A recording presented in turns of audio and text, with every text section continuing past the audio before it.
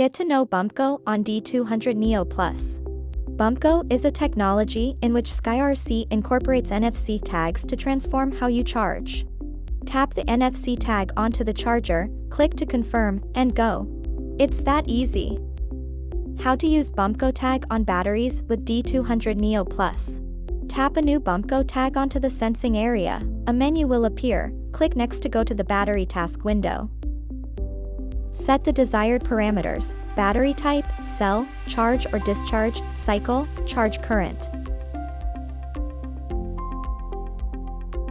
Then please use the scrolling wheel to navigate to his Save to BumpGo tag, and push the wheel to confirm. A menu will appear, instructing you to tap the BumpGo tag near the sensing area of the charger. Hold the tag near the sensing area until you see the tag has been successfully written. How to charge with the BumpGo tag.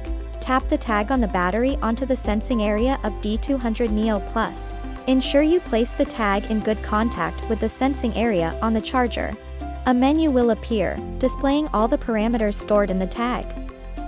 Select ports A or B, then press the wheel button to begin charging. Say goodbye to the hassles of adjusting various parameters. Tap, confirm and go.